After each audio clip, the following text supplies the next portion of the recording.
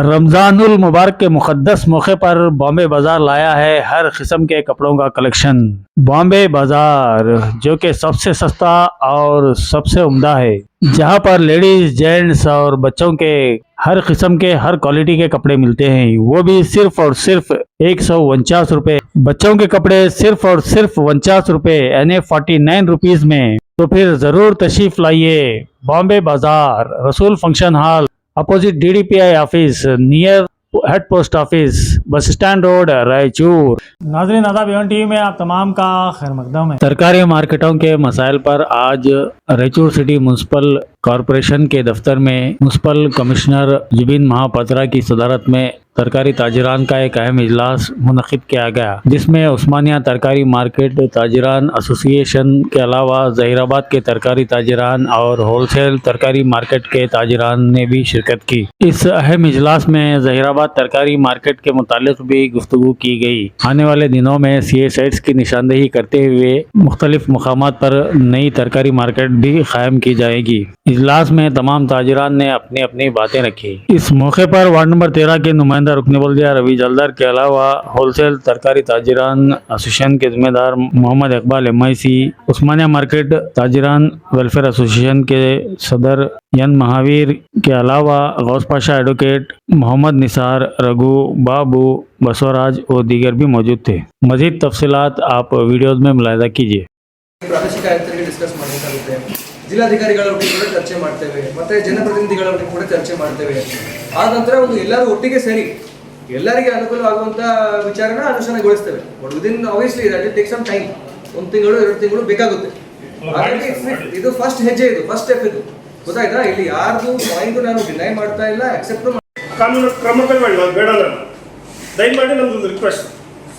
ನಾನು ಸ್ಟಾರ್ಟಿಂಗ್ ಇಂದ ಹೇಳಿದೆ ನಮಗೆ, ನಾನು ಫಸ್ಟ್ ಪಾಯಿಂಟ್ ಏನು ಹೇಳಿದೆ, ಕಾನೂನು ಕ್ರಮ ಕೈಗೊಳ್ತೀವಿ ಅಂದ್ರೆ ಈಗ ನಾವು ಎಲ್ಲೂ ಕೂಡ ಹೇಳಿ ನಾವು ಒಂದು ಬದ್ಲಿ ಜಾಗ ಇಲ್ಲಿ ಒಂದು ಹೇಳ್ತಾ ಇದ್ದೀರಾ, ಅಲ್ಲಿ ನೀರಿದೆಯಾ, ಅಲ್ಲಿ ಶೌಚಾಲಯ ಇದೆಯಾ ಸರ್? ನಮ್ಮ ಮನೆಗೆ ನಾನು ಮಾತನ್ನ ಕೇಳ್ತಾ ನಾನು ಹೇಳಿದ್ದೀನಿ. ಸೊ ಅದಕ್ಕೆ ನಾನು ಫಸ್ಟ್ ಪಾಯಿಂಟ್ ಹೇಳಿದೆ, ಎಲ್ಲಿ ಮಾಡಬೇಕು. ಫಸ್ಟ್ ಪಾಯಿಂಟ್ ಏನು ಹೇಳಿದೆ ನಾನು, ಎಲ್ಲಿ ಮಾಡಬೇಕು, ಎಲ್ಲ ಮೂಲಭೂತ ಸೌಕರ್ಯಗಳು ನಾವೇ ಒಟ್ಟು ಮಾಡಬೇಕು. ಅದೇ ತಾನೇ ನಾವು ಹೇಳ್ತೀವಿ ಆಧುನಿಕ ಮಾರ್ಕೆಟ್ ಯಾರ್ಡ್ ಅಂತ ಹೇಳ್ತೀವಿ. ಗೊತ್ತಾಯ್ತಾ ನಮಗೆ? ಸೊ ಮೂಲಭೂತ ಸೌಕರ್ಯ ಕೊಡಲ್ಲ ಅಂತ ಹೇಳ್ತಾ ಇಲ್ಲ ನಮಗೆ. ಕೊಟ್ಟಿನಿ ಸರ್, ಕೊಟ್ಟೆ ಅಂದ್ರೆ ನೀವು ಕಾನೂನು ಕ್ರಮ ಕೈಗೊಳ್ರಿ, ನಮ್ದು ಅಭ್ಯಂತರ ಇಲ್ಲ. ಇಲ್ಲ ನಮಗೆ ಯಾರು ಒಂದು 3-4 ಜನ ಬಂದಿದ್ರು, ಅವರು ಕೂಡ ಒಂದು ಬ್ಲೂ ಪ್ರಿಂಟ್ ಮಾಡಿ ನೀಲಿ ನಕಾಶೆ ಮಾಡಿ ತೋರಿಸಿದ್ದಾರೆ. ಈಗ ಒಂದು 5-6 ಕೋಟಿದು ಪ್ರಾಜೆಕ್ಟ್ ಕೂಡ ಪ್ಲಾನ್ ಮಾಡ್ತಾ ಇದ್ದೇವೆ. ಉಸ್ಮಾನಿಯಾ ಮಾರ್ಕೆಟ್ ಯಾರ್ಡ್ನಲ್ಲಿ ಒಂದು ಪಾರ್ಕಿಂಗು ಪ್ಲಸ್ ಒಂದು G+1 ಮಾದರಿಯಲ್ಲಿ, ಗ್ರೌಂಡ್+1 ಮಾದರಿಯಲ್ಲಿ ಅದೇ ಒಂದು ಪಾರ್ಕಿಂಗು ಪ್ಲಸ್ ಕೈಪಲ್ಯ ಮಾರ್ಕೆಟ್ಗೆ ಒಂದು ಏರ್ ಕಂಡೀಷನ್ ಫೆಸಿಲಿಟಿ ಮಾಡೋದಕ್ಕೆ ಕೂಡ ಈಗ ಪ್ಲಾನ್ ಮಾಡ್ತಾ ಇದ್ದಾರೆ. ಅದನ್ನು ಫಂಡಿಂಗ್ ನೋಡ್ಕೊಂಡು ಅದನ್ನ ಈ ವರ್ಷ ನೆಕ್ಸ್ಟ್ ಇಯರ್ ಪ್ರಾಬ್ಲಿ 2 ಹಂತದಲ್ಲಿ ಅದನ್ನು ನಾವು ಅನುಷ್ಠಾನಗೊಳಿಸ್ತೇವೆ. ಸೊ ಹಾಗಾಗಿ ಮಾಡರ್ನ್ ಮಾರ್ಕೆಟ್ ಯಾರ್ಡ್ ಅಂದ್ರೆ ಏನು, ಬೇಕಾಬಿಟ್ಟಿ ಎಲ್ಲೂ ಕೂಡ ನಾವು ಹೋಗಿ ಕೂತ್ಕೊಂಡ್ರೆ ಅದನ್ನ ಒಂದು ಮಾರ್ಕೆಟ್ ಯಾರ್ಡ್ ಅಂತ ಹೇಳಕ್ ಆಗಲ್ಲ. ಅಲ್ಲಿ ಎಲ್ಲ ಗಲೀಜಾಗುತ್ತೆ. ತಾವು ನೋಡಿದಿರಲ್ಲ, ಉಸ್ಮಾನಿಯಾ ಮಾರ್ಕೆಟ್ನೇ ಎಷ್ಟು ಗಲೀಜಾಗಿತ್ತು. 20-30 ಟ್ರಕ್ ಅಲ್ಲಿಂದ ನಾನು ಖಾಲಿ ಮಾಡಿಸ್ತೀನಿ. ಸೊ ಹಾಗಾಗಿ ಒಂದು ಮಾಡರ್ನ್ ಮಾರ್ಕೆಟ್ ಯಾರ್ಡ್ ಅಂದ್ರೆ ಅಲ್ಲಿ ತಮಗೆ ಕನಿಷ್ಠವಾದ ಒಂದು ಪೈಪ್ ಲೈನ್ ಕನೆಕ್ಷನ್ ಇರಬೇಕು, ಶುದ್ಧ ನೀರು ಇರಬೇಕು, ತಮಗೆ ಒಂದು ಚರಂಡಿ ಇರಬೇಕು. CC ಚರಂಡಿ ಇಲ್ಲದೆ ಒಂದು ಸ್ಟೀಲ್ ಗ್ರೇಟೆಡ್ ಚರಂಡಿ ಎಲ್ಲ ಬರುತ್ತೆ, ಗ್ರೇಟೆಡ್ ಚರಂಡಿ ಅಂತ ಹೇಳ್ತೀವಿ, ಅದನ್ನ ಕೂರಿಸಬಹುದು. ಸೊ ನೀರಿನ ಹೋಗ್ಲಿಕ್ಕೆ ಚರಂಡಿ ವ್ಯವಸ್ಥೆ ಇರಬೇಕು, ಒಳ ಚರಂಡಿ ವ್ಯವಸ್ಥೆ ಇರಬೇಕು, ಕಾಂಪೋಸ್ಟಿಂಗ್ ವ್ಯವಸ್ಥೆ ಇರಬೇಕು. ಒಂದು ಪಿಟ್ ಮಾಡಿ ನಾವು ಕೊಡ್ತೀವಿ, ಹೊಂಡ ತೆಗೆದು ಕೊಡ್ತೀವಿ, ಅದರಲ್ಲಿ ನಾವು ಈ ಜೈವಿಕ ಪದಾರ್ಥಗಳು ಇರ್ತೀವಲ್ಲ, ಆರ್ಗ್ಯಾನಿಕ್ ಅಂತ ಹೇಳ್ತೀವಿ, ಅದನ್ನ ಇಟ್ಕೊಂಡು ಗೊಬ್ಬರ ಮಾಡಿ ಕೂಡ ತಾವೇನೆ ಆ ಮಾರ್ಕೆಟ್ ಯಾರ್ಡ್ ಮಾರಿ ತಮಗೇನೆ ಆದಾಯ ಬರುವಂಥದ್ದು ಕೂಡ ಮಾಡಬಹುದು. ಸೊ ಆ ಮಾದರಿಯಲ್ಲಿ ಒಂದು 4 ಕಡೆ ನಾವು ಪ್ಲಾನ್ ಮಾಡ್ತಾ ಇದೀವಿ. ಈಗ ಜಾಗ ಹುಡುಕ್ತಾ ಇದೀವಿ. APMC ಮಾರ್ಕೆಟ್ ಯಾರ್ಡ್ ಫಿಕ್ಸ್ ಇದೆ, ಉಸ್ಮಾನಿಯಾ ಮಾರ್ಕೆಟ್ ಯಾರ್ಡ್ ಫಿಕ್ಸ್ ಇದೆ, ಅದನ್ನು ಟೆಂಡರಿಗೆ ಆಗುತ್ತೆ.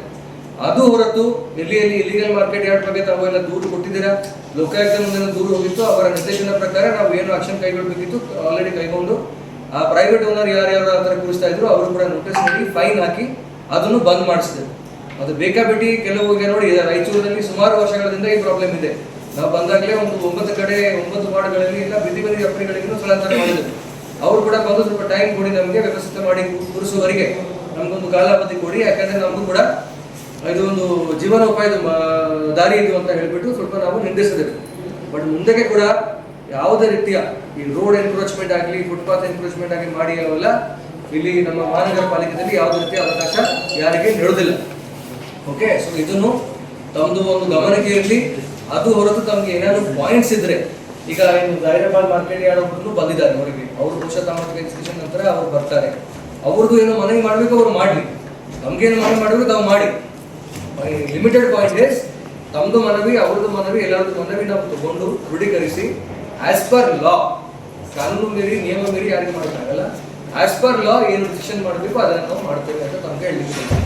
ಮತ್ತೆ ಏನಾದ್ರು ಜಾಗ ತಾವು ಹೇಳ್ದಂಗ ಪ್ರೈವೇಟ್ ಲ್ಯಾಂಡ್ ಮೇಲೆ ತಗೋಬೋದು ಅದು, ಆದರೆ ಮತ್ತೆ ಅಲ್ಲಿ ಎಲ್ಲಿನ ಜಾಗ ಇದ್ದರೆ ಗೌರ್ಮೆಂಟ್ ಲ್ಯಾಂಡ್ ವ್ಯವಸ್ಥೆ 4 ಕಡೆ ನೀವು ಮಾಡ್ಬೇಕಂತಾರಲ್ಲ, ಖಂಡಿತ ಮಾಡ್ಬೇಕು ಸರ್. ಜನರಿಗೆ ವ್ಯವಸ್ಥೆ ಅದು ಅನುಕೂಲ ಆಗಬೇಕು ಜನರಿಗೆ. ಈಗ ಗದ್ವಾಲ್ ರೋಡಲ್ಲಿ ಒಂದು ಮಾಡ್ಬೇಕು ಸರ್, ಬಸವನಗುಡಿ ಎಲ್ಲ ಸರ್ಕಲ್ನಾಗ ಕುಂತು ವ್ಯಾಪಾರ ಮಾಡ್ತಾರೆ, ಅಲ್ಲಿ ಒಂದು ಮಾಡ್ರಿ ಸರ್. ನಿಮ್ಮ ಲ್ಯಾಂಡ್ ಇದ್ರೆ ಇದು 5-6 ವರ್ಷದಿಂದ ಕೇಳಾಕತ್ತೀವಿ, ಆದರೆ ಏನು ಆಗ್ತಾ ಇಲ್ಲ. ಅಲ್ಲಿ ಒಂದು ಮಾಡ್ರಿ, ಲಿಂಗ್ಸುಗೂರು ರೋಡ್ಗೆ ಒಂದು ಮಾಡ್ರಿ, RTO ಆಫೀಸ್ ಹತ್ರ ಇಲ್ಲಿ ಸಿಕ್ಕಿದ್ರೆ ಅದು ಒಂದು ಮಾಡ್ರಿ. ಈಗ ರೋಡ್ ಮೇಲೆ ಅಲ್ಲಿ ಇಲ್ಲಿ ಕೂಡ್ತಾರ, ಈಗ ನಮ್ಮ ಈ ಮಾರ್ಕೆಟ್ ರೋಡ್ ಮೇಲೆ ಕೂಡ್ತಾರ, ರೋಡ್ ಮೇಲೆ ಕೂಡೋದು ಬೇಡ. ಒಳಗ ಅಂಗಡಿ ಇದಾವ, ರೋಡ್ ಮೇಲೆ ಹೊರಗ ಕೂಡ್ತಾರ. ಈಗ ನೋಡ್ರಿ ಎಲ್ಲರಿಗೂ ಬೋಲೋದು ಬೆಳಗ ಮೇರೆ ಸಾಮನೆ ಬೋಲ್ತೇನೆ ಸರ್ಕಾರಿ ಹಿಂದ ಮಾರ್ಕೆಟ್ ಕಡೆ ಅವ್ರ ಪಾರ್ಕಿಂಗ್ ಇಲ್ಲ ಅಂತಾರಲ್ಲ, ಪಾರ್ಕಿಂಗ್ ಇದೆ ನೋಡಿದಲ್ಲ ಸರ್, ನೀವು ನಾವು ಬಂದಿದ್ದೀರಿ ನೋಡಿದ್ರೆ ಓನೇಜಿ ರೋಡ್ ಪೇ ನಮ್ಮ ಮಾರ್ಕೆಟ್ ಹಿಂದೆಗಡೆನ ಎಲ್ಲರೂ ಎಲ್ಲರೂ ಬಂದಿದ್ದೀರಾ? ಈಗ ಏನಾಗಿದೆ ಸರ್, ಬಂದಿದ್ದಾರೆ. ನಾನು ನೀಟಾಗಿ ಹೇಳಲಿಕ್ಕೆ ಹೋಗ್ತೀನಿ, ಒಂದು 2 ನಿಮಿಷ ಸರ್. ರೋಡ್ ಬ್ಲಾಕ್ ಮಾಡಿ ಅಥವಾ ರೋಡ್ ಪಕ್ಕದಲ್ಲಿ ಎಲ್ಲೂ ಕೂಡ ಕೂರ್ಲಿಕ್ಕೆ ಅವಕಾಶ ಇಲ್ಲ. ಅದೇ ಯಾಕೆ ಅಂದ್ರೆ ಮೊನ್ನೆ ಕೂಡ ತಾವು ತಾನೇ ಎಲ್ಲರೂ ನೋಡಿದಿರಾ, ಒಂದು ತಂದೆಯವರು ಒಬ್ಬ ಮಗ ಹೌದು ನಾನು ಸ್ವಂತ ನೋಡಿದ್ದೀನಿ ಆ ಬಾಡಿ ಎಲ್ಲ, ಅದು ನೋಡಿದ್ರೇನೆ ಒಂದು ಭಯ ಬರುತ್ತೆ, ನಿದ್ದೆ ಬರಲ್ಲ ಅಂತ ಕಂಡೀಷನ್ ಇತ್ತು. ಹಾಗಾಗಿ ನಾವು ಹೈದರಾಬಾದ್ ರೋಡ್ ಕೂಡ ತಾವು ನೋಡಿದಿರಾ, ಎಲ್ಲ ಈಗ ತೆರವುಗೊಳಿಸಿದ್ದೇವೆ. ಯಾವುದು ರೋಡ್ ಹತ್ತಿರ ಕೂತ್ಕೊಳ್ಳಿಕ್ಕೆ ಅವಕಾಶ ಇಲ್ಲ. ಯಾಕೆ ಅಂದ್ರೆ ನಾಳೆ ಬೈ ಚಾನ್ಸ್ ಯಾವ್ದೋ ಒಂದು ಗಾಡಿ ಕಂಟ್ರೋಲ್ ಕಳೆದುಕೊಂಡು ಏನಾದ್ರು ಅಪಘಾತ ಆಗಿ ಯಾರ್ದು ಒಂದು ಸಾವು ನೋವು ಆದ್ರೆ ಆ ಜನರು ವಾಪಸ್ ಬರಲ್ಲ.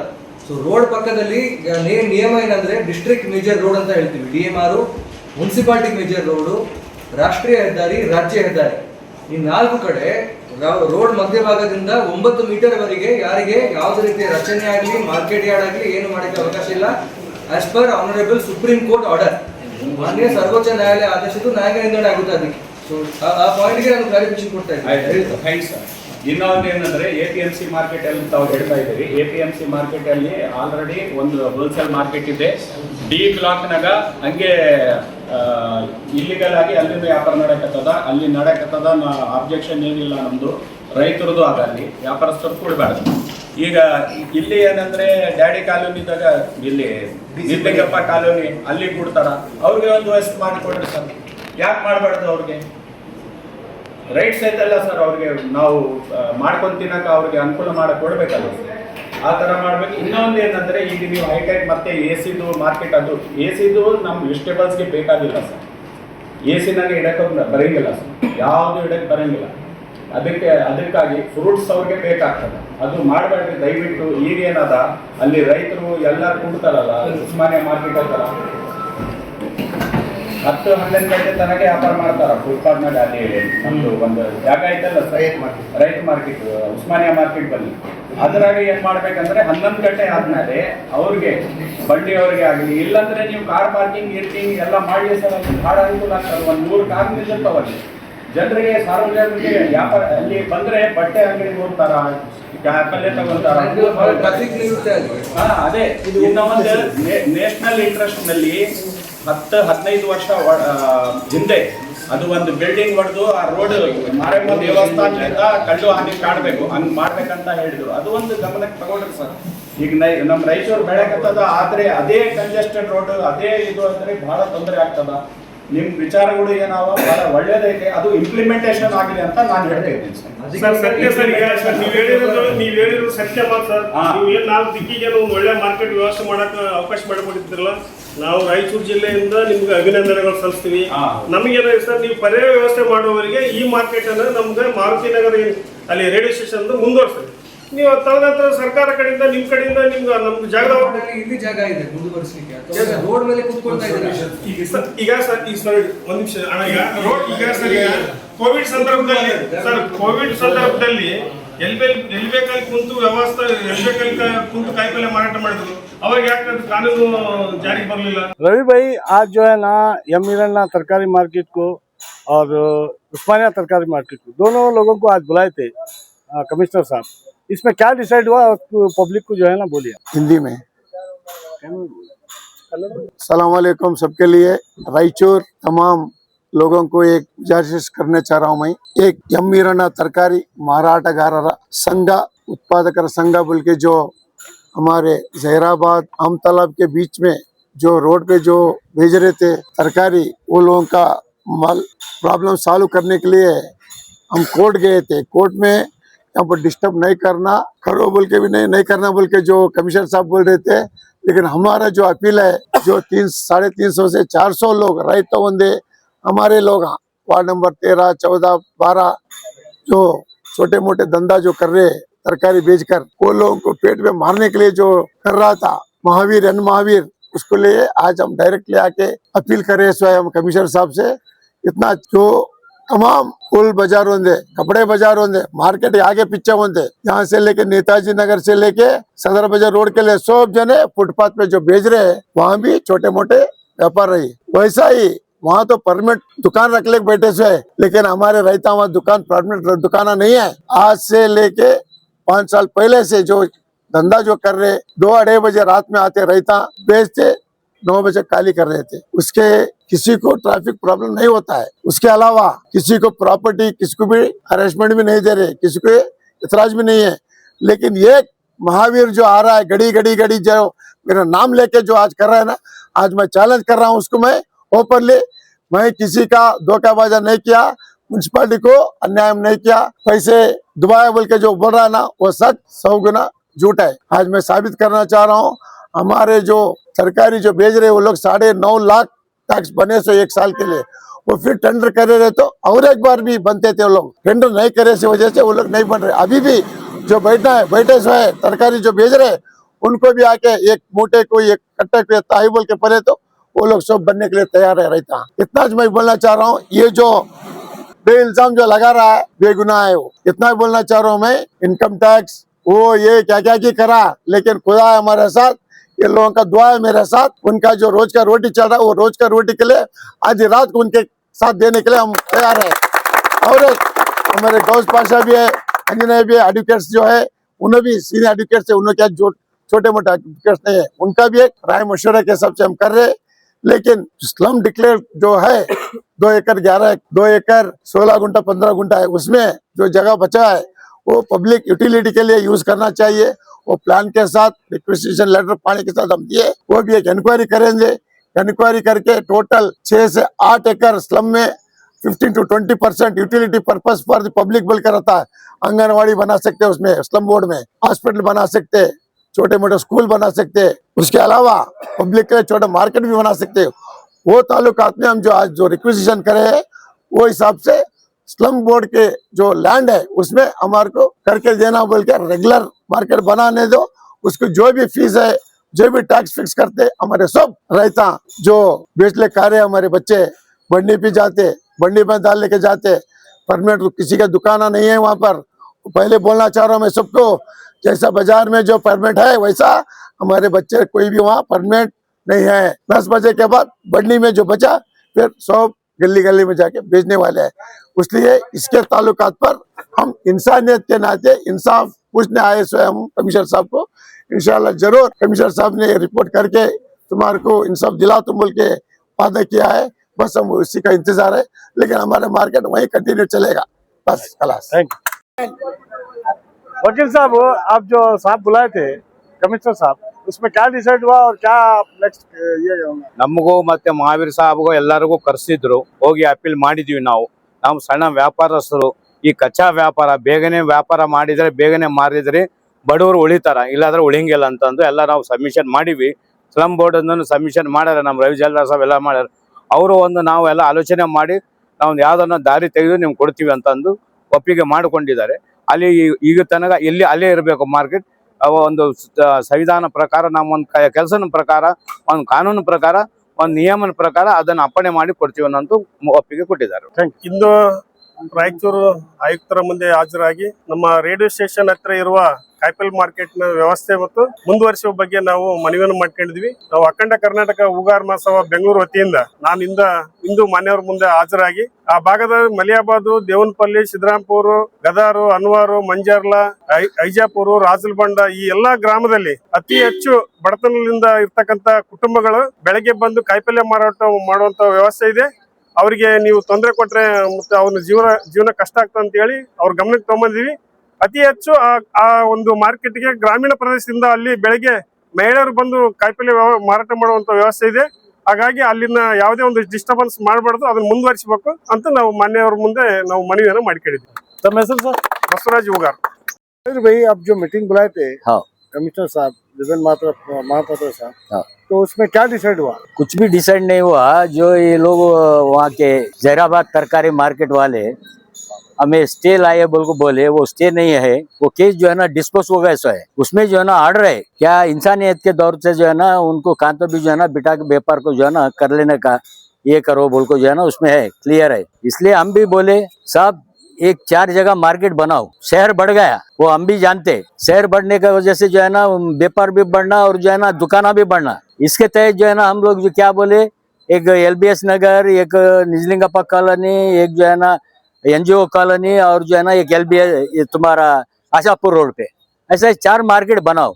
4 मार्केट बना के सिस्टमेटिक से वहाँ पर जो है ना तरकारी भी मिलना, फल मिलना और अलग अलग जो है ना एसेंशियल कमोडिटीज क्या है इंसान को जो है ना वो होना बोल को बोले। नहीं, मैं मानता हूँ कि साहब भी बोले, आप भी बोले, ये बात Yes, मैं मानता हूँ। yes. कानून के दायरे में एक भला Yes, बोल के बोले, yes, मैं yes, मानता हूँ। मगर इस वक्त जो व्यापारी वहाँ जो व्यापार कर रहे हैं हाँ।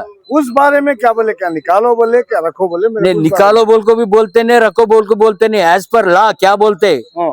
हाईकोर्ट का क्या है वो देख को जो है ना जो साहब क्या करना करते बराबर। जी। हाँ, उसमें जो है ना हमें निकालो बोल को बोले नहीं, उसको आपकी रद्द बात करो नहीं बोल बता रहा हूँ मैं, नहीं, साहब। किसकी भी बात बंद है। जी, ये इसमें जो है ना कोर्ट का ऑर्डर क्लियर है। जी। इसमें कोर्ट का ऑर्डर इतना क्लियर है जो बोलते हैं however since representation is made by the petitioner as per annexure D seeking the regularization of the market, if it is permissible under the applicable provisions of law, the respondent shall consider the same and pass the appropriate order in way another expedition as the possible with the 7th क्या बोलता है with the above observation is the writ petition is disposed of। अब लोग वो IAS officer है, किनको कैसा जवाब देना क्या है क्या नहीं, कोर्ट को कैसा देना, वकीलों को कैसा देना, वो देते बराबर देते।